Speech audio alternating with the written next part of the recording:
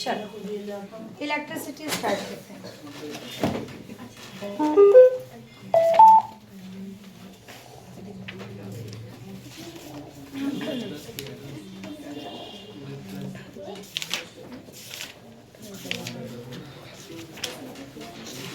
एक एनसीईआरटी मुझे दे दीजिए, क्लास 9 आ गया है क्या?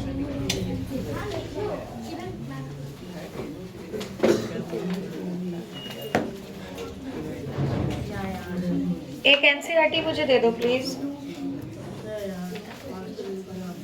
क्या हुआ, कौन यार यार कर रहा है?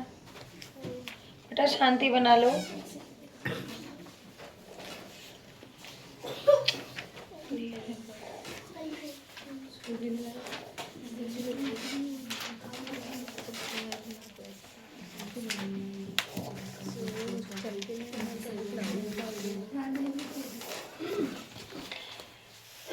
बिना वेस्ट के टाइम हम मुद्दे पे पहुंचते हैं कि इलेक्ट्रिसिटी में क्वेश्चन किस टाइप का पूछता है।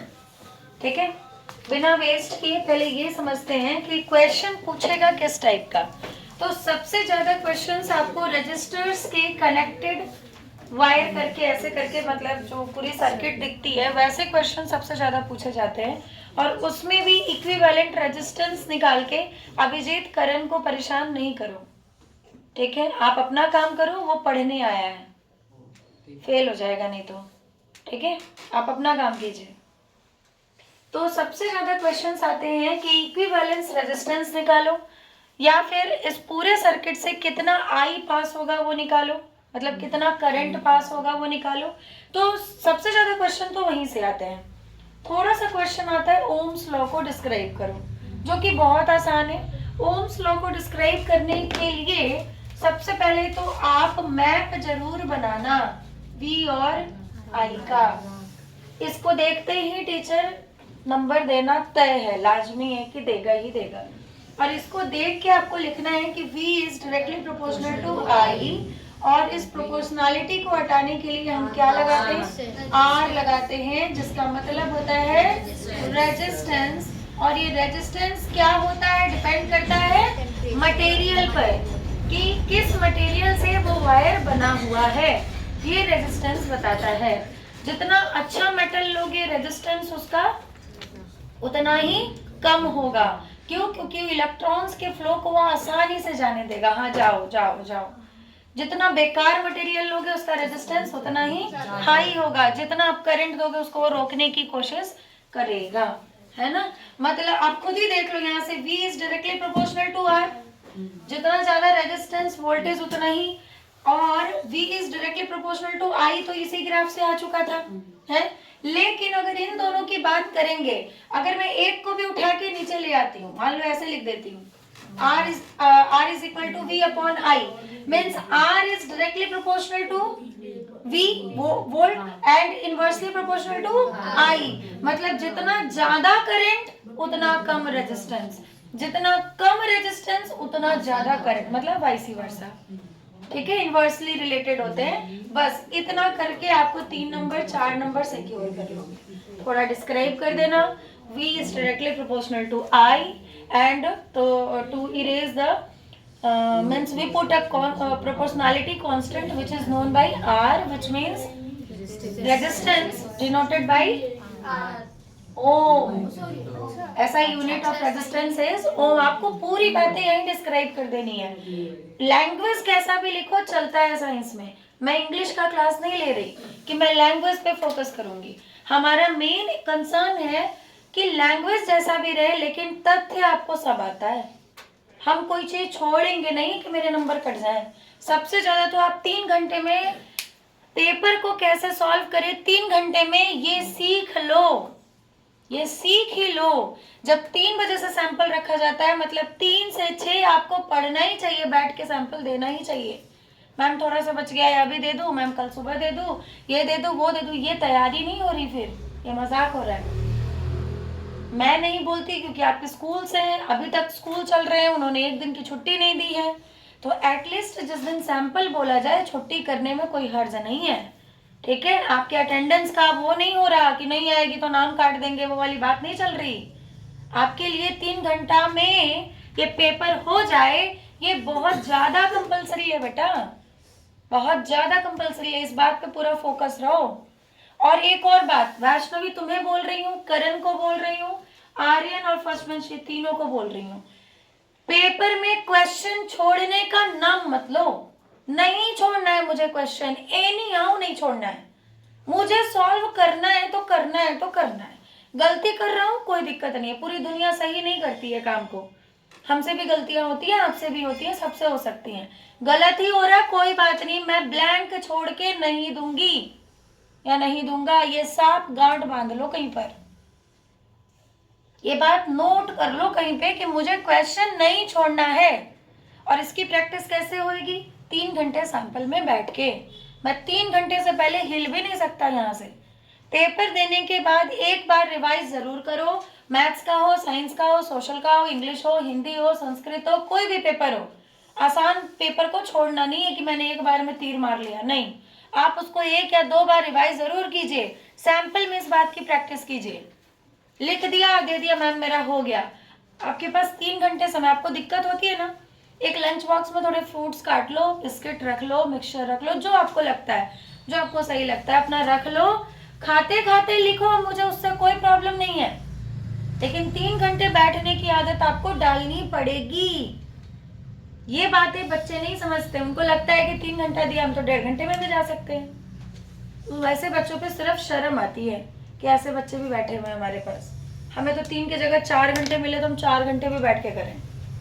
लड़ते थे हम टाइम के लिए, ऐसे तैसे पेपर ले लोगे, अभी 5 मिनट लेट स्टार्ट हुआ है, रुक जाओ रुक जाओ। तो ऐसे बच्चों से अच्छा लगता है, चलो लिख रहे हैं, ठीक है। यहाँ तो 3 घंटे की जगह 2 घंटे में ही दे के चले जाते, 2 भी नहीं 1.5 घंटे में ही दे देते। मैं कहीं सांप वाप है क्या? सांप वाली लैंग्वेज कौन निकाल रहा है मुंह से? भाई ऐसा करेगा तो फिर तो मैं ही चली जाऊंगी क्लास के बाद ना। एक मैं एग्जाम्पल से स्टार्ट करती हूँ। एग्जाम्पल है अ करंट ऑफ, मैं एकदम बेसिक से स्टार्ट कर रही हूँ ताकि सिर्फ एग्जाम्पल समझाऊंगी और कुछ नहीं। करंट दिया हुआ है कितना, 0.5 ओम, क्या लेती है एम्पियर, 5 है, 0.5 is drawn by a filament of an electric bulb for 10 minute। Time भी दे दिया कितना, 10 मिनट। लेकिन बेटा एक बात का ध्यान रखो, minute is not the SI unit of the time, so we have to convert it into second. तो पहले मिनट को सेकेंड में चेंज करना होगा, मतलब 60 से मल्टीप्लाई, मतलब 600 सेकेंड। हमने कर लिया, यहीं पे काम हमने तमाम कर लिया। आगे बढ़ते हैं। Find the amount of electric charge. Charge का formula Q is equal to IT, I upon T, कह रहे हैं IT, गलत बोल रहे हो। I is equal to Q upon T। Charge per unit time is called current. Charge per unit time is called current. क्या गलत बोल रही हूँ क्या मैं? I is equal to Q upon T। Charge per unit time is called current. ये बात ध्यान रखिए, उल्टा पुल्टा कर देंगे। मेरे को लिखते ही लगा शायद मैं कुछ गड़बड़ कर रही हूँ। चार्ज छोटा है करंट से। Current is the group of charge, ऐसे याद रखो। करंट का मतलब है चार्जों का गुच्छा, ठीक है। तो एक एक करके बहुत सारे चार्ज आएंगे, मतलब charge per unit time is known as current. तो I is equal to Q by T formula होता है। हमको I पता है, T पता है, Q नहीं निकल जाएगा? हाँ लिख सकते हैं, आपने QT बोला है, I is equal to QT। IT बोला है तो फिर ठीक है, QT मुझे लगाया इसलिए, चलो कोई ना। तो I is equal to Q by T, यहाँ से Q नहीं निकल जाएगा? निकल जाएगा, बहुत बेसिक है। चलो आगे बढ़ते सीधा। अब आते हैं how much work is done in moving a charge. और बेटा सिर्फ एनसीईआरटी की प्रैक्टिस करो, कुछ मत करो, सिर्फ एनसीईआरटी की प्रैक्टिस करो। आप एनसीईआरटी को 10 बार बना लो साइंस के पेपर से पहले, उसके बाद आप कोई सैंपल को टच, मतलब सैंपल तुम करवा ही रहे हैं, उसके बाद आप पीवाईक्यू और या वाह वाह वाह देखो। अगर आपका लगता है कि केमिस्ट्री पूरा हो चुका है, केमिस्ट्री का पीवाईक्यू देखो, कोई प्रॉब्लम नहीं है। आपको लगता है बायोलॉजी तो लगभग सबका पूरा है, हाँ बायोलॉजी का पीवाईक्यू देखो, कोई प्रॉब्लम नहीं है। लेकिन अगर फिजिक्स में आपको प्रॉब्लम हो रही है तो फिजिक्स के सारे चैप्टर एक एक बार घर पे रिवाइज करो। प्रॉब्लम्स पूछो, या तो दोस्तों से पूछो या तो हमसे पूछो, लेकिन प्रॉब्लम्स पूछो। प्रॉब्लम तभी आती है जब हम पढ़ते हैं, बैठे बैठाए प्रॉब्लम नहीं आती। ठीक है, तो अब एक और क्वेश्चन है कि how much work is done, कितना वर्क डन होगा क्या करने में, 2 कूलम के चार्ज को एक पॉइंट से दूसरे पॉइंट पर ले जाने में, जिसका पोटेंशियल डिफरेंस 12 वोल्ट है। पोटेंशियल डिफरेंस 12 वोल्ट है, यानी V इज इक्वल टू 12। अच्छा, चार्ज दे दिया है कितना, 12 दिया, सॉरी 2 कूलम का चार्ज दिया हुआ है। हाँ, हमको क्या निकालना है, कितना वर्क डन होगा। क्या होता है वर्क डन का formula, V is equal to Q by Q, W by Q, Q बोल दिया, V is equal to W by Q, V is equal to W by Q, W is the work done, Q is the charge. ठीक है, तो हम क्या करेंगे, यहाँ से हमको क्या निकालना है, दोनों अपने ऐसा यूनिट में है, कुछ चेंज करने की जरूरत नहीं है। आंसर हो गया आपका 24। आगे बढ़ते हैं, एक और बहुत इंपॉर्टेंट क्वेश्चन यहाँ से बन के आता है कि कैसे, मतलब कौन कौन से फैक्टर हैं जो रेजिस्टेंस को कम ज्यादा करते हैं। ऐसे क्वेश्चन पक्की बात है आने हैं, मेरे बोर्ड के पेपर में आया हुआ है। तो हम उस चीज को अच्छे से डिस्क्राइब करना है बेटा, जो आता है ना उसमें फुल चाहिए। चलो, जो तो नया है वो पूरी दुनिया के लिए नया है, और वो बहुत ज्यादा नहीं होता, वो 1-2 क्वेश्चन होता है जो बिल्कुल नया होता है। आपको पेशेंस रखना है, धैर्य रखना है, और आपको खुशी खुशी पेपर देना है, दुख में नहीं देना है। और ये मुझे तो ये आता ही नहीं है, मैं क्या करूं। एक नहीं आने के चक्कर में जो आता है उसकी ऐसी तैसी मत करो, जितने आते हैं उसको बेस्ट करो, बेस्ट। जो मुझे आता है वो तो बेस्ट दूं, जो नहीं आता वो किसी को नहीं आता, ये मान के चलो किसी को नहीं आता। 1-2 क्वेश्चन ऐसे होते हैं जानबूझ के डाला जाता है, जो हम एबिलिटी चेक करें कि आपने मतलब अभी तक जो पढ़ा है उसको कैसे यूटिलाइज किया। चलो ठीक है, वो एक स्ट्रैटेजी होती है, वो एक अलग करो, लेकिन जो आता है उसमें तो 100 में 100 आने चाहिए, यही नंबर बढ़ाता है। 50% बच्चे तो इस टेंशन में रहते हैं कि ये वाला तो हमको आता नहीं है, अब ये जो आता है ये भी भूल गए, अब क्या करें।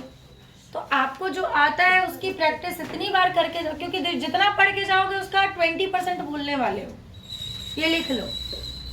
जितना आप पढ़ के जाओगे उसका 20% बोर्ड के पेपर वाले दिन जाके आप भूलने वाले हैं। पहले दिन तो पक्की बात है भूलेंगे, क्योंकि वो एडजस्ट होने में समय लगेगा इतना, पहली बार दे रहे हैं, आपके जीवन का पहला बोर्ड पेपर है। 12वीं वाले नहीं भूलते क्योंकि उनको आदत है, 10वीं दे रखे हैं, लेकिन आप पहली बार दे रहे हैं तो आपको आदत नहीं है। ठीक है, तो आपको इस बात का हमेशा ध्यान रखना है। तो इसके लिए क्या है कि रेजिस्टेंस कौन कौन से फैक्टर पे डिपेंड करता है। तो जब हमने चेक करके देखा तो resistance is directly proportional to length of the wire. अब क्या करेंगे, आप ये बात लिखेंगे ऐसे या ऐसे लिखेंगे, when we checked it by an activity we, अब नंबर चेक कर लेना कि कितने नंबर का ये क्वेश्चन आता है, 3 नंबर से कम में नहीं आता है। तो आप लिखेंगे कि the resistance of the wire is directly proportional to length of the wire, और उसको ऐसे डिनोट करेंगे। Then the resistance of the wire is inversely proportional to area of the wire, area of the cross section of the wire, ऐसे लिख दीजिए और सुंदर बनाइए। When we combine both the equations we get कि R is directly proportional to L upon A. This is equation number 1. This is equation number 2. By combining equation 1 and 2, we get R is directly proportional to L and inversely proportional to A. कितना आसान है, मैंने पढ़ के थोड़ी ना आई, मुझे भी याद हो गया है, पढ़ाते पढ़ाते दिमाग में। तो जब मुझे याद हो गया तो आपको भी याद हो सकता है। और याद क्या करना, समझ दिमाग में बैठा हुआ है, याद कुछ नहीं करना होता। मैं तो ऐसे भी दुनिया में आज तक कुछ याद ही नहीं कर पाई, जहां तक भी पढ़ाई की मैंने कुछ याद ही नहीं किया है। मैंने सिर्फ ट्रिक निकाले कि इसमें मैं क्या करूँ कि ये वाला मुझे याद हो जाए, वैसे वैसे कर लो। पूरी पीरियोडिक टेबल याद है, मर्जी हो ऐसे याद करो, मर्जी हो ऐसे याद करो, जैसे मर्जी याद करो। मैंने ऊपर से नीचे याद कर लिया, हरीना का रबकस पर कुछ भी याद कर लिया। मैंने कोई यूट्यूब नहीं देखा कभी, आप मेरी स्ट्रैटेजी जाना यूट्यूब पे सर्च करना, नहीं मिलेगा, क्योंकि ये मैंने खुद से कर लिया ना। कौन इतना बड़ा फलाना फलाना नाम याद रखेगा, हर हर बोले, बम बम बोले, मेरे को नहीं इतना याद करना, हलीना के रब कस पर खत्म, इससे ज़्यादा मैं पढ़ ही नहीं सकती। ठीक है, तो ऐसे अपने ट्रिक्स आप खुद निकालो, वो पूरी जीवन आपके साथ रहेगी, वो याद रहेगी। कोई भी चीज़ याद करना है उसके ट्रिक निकालो, ये कैसे करूँ। तो resistance of the wire is directly proportional to the length of the wire and inversely proportional to area of the cross section। अच्छा, जब कंबाइन करेंगे तो R is directly proportional to L and inversely proportional to area। अच्छा ठीक है, very good. अब तो सबको पता है ये प्रोपोर्शनलिटी हटाना होता है, अभी तक 10वीं तक तो यही जानते हैं। तो R इज इक्वल टू, इसके लिए एक नाम आएगा which is known as rho L upon में A। अब ये क्या है, resistivity, not resistance. This is resistivity which depends upon, बोलो, material of the wire. Yes, material of the wire. Wire किस चीज से बना है उस पर डिपेंड करता है। नहीं समझ आया? तो जिसका ज्यादा रेजिस्टेंस उसका उतना ही ज्यादा रेजिस्टिविटी, उतना ही ज्यादा लेंथ। जितना ज्यादा लेंथ होगा उतना ही ज्यादा आर होगा। कभी कभी क्वेश्चन ऐसे पूछता है, मैं जो बोलूंगी वही पेपर में आएगा, लिख लो। कोई वायर है जो एल लेंथ का है, ठीक, और उसका area of cross section A है। क्या किया गया, इसके रेजिस्टेंस को हाफ कर दिया गया और इसके एरिया को डबल कर दिया गया। बताइए रेजिस्टेंस पे क्या असर पड़ेगा, और ये बनेगा कैसे, इसी फॉर्मूला से। क्या बताया मैंने, रेजिस्टेंस को हाफ कर दिया गया है ना, रेजिस्टेंस नहीं, लेंथ को हाफ कर दिया गया, मतलब लेंथ को हाफ कर दिया गया। पहले एल था, अब L/2 हो गया। या इनका रेशियो पूछ सकता है कि पहले वाले और अभी वाले रेजिस्टेंस का रेशियो निकालो। ठीक है, पहले तो यही था ना, L2 हटा दो तो रो L/A यही था। अब क्या हुआ, लेंथ को आधा कर दिया गया और एरिया को डबल। यानी जब हम इसको सॉल्व करेंगे तो कुछ ऐसा आएगा, रो L अपॉन में ये वाला 2 नीचे आ जाएगा और यहाँ ये 2 तो पहले से ही था। कुछ ऐसा बनेगा कि नहीं बनेगा? तो ये क्या बन गया, रो L अपॉन में 4A बन गया। और इससे पहले क्या था, रो L अपॉन में A, क्योंकि मैं रेजिस्टेंस निकालने जा रही हूँ। दोनों आपस में डिवाइड करेंगे, डिवाइड होता है तो नीचे वाला ऊपर चला जाता है, जानते हैं ना। तो कैसा बनेगा, ये 4A ऊपर जाएगा और नीचे रो और L आएगा। बिल्कुल घबराना नहीं है, इसमें घबराने वाली कोई बात नहीं है, सब चीज आता है आपको, ये मैथ्स है। मैं क्या कर रही हूँ, दोनों को डिवाइड ही तो कर रही हूँ ना। तो डिवाइड में जो नीचे वाला चीज है वो ऊपर चला जाता है, पलट जाता है, तो पलट ही लिया, 4A ऊपर चला गया, रो L नीचे आ गया, कुछ ऐसा दिखने लग जाएगा। A से A गया, L से L गया, रो से रो गया, क्या बचा,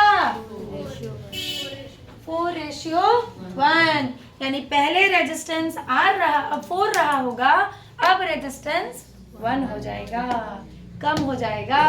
परसेंटेज भी पूछ सकता है, कितने परसेंट का घाटा हुआ, कितना परसेंट रेजिस्टेंस कम होगा, या कितना परसेंट रेजिस्टेंस ज्यादा होगा। तो कैसे परसेंट निकालेंगे, 4 और 3 है ना, माइनस करेंगे, कितना आएगा, 3 आएगा। 3 लिखेंगे ऊपर, और पहले था कितना, 4 इंटू 100, मतलब 25% का, सॉरी 75% का घाटा हो जाएगा। नहीं समझ आया? अरे पहले 4 रुपए थे तुम्हारे पास, अब 1 रुपए हुए, तो कितना परसेंट कम हुआ। ऐसे क्वेश्चन आपको 8वीं में नहीं पढ़ाया गया? तो परसेंटेज में भी करके आता है, समझ गए? यहाँ पे मत जाके छोड़ दीजिएगा, अरे ऐसा तो मैडम ने नहीं पढ़ाया। मैडम ने आपको, इसीलिए बोलती हूँ शुरुआत से ट्यूशन रखो, अंत तक रखो। कुछ चीजें अंत में ही बताई जाती हैं, वो शुरू में नहीं बताए जा सकते। ठीक है, तो इस चीज का वो उठाइए, हो सकता है क्वेश्चन कैसा भी मैनिपुलेट करके आ सकता है। 11.3 क्वेश्चन, ये तो बना लो।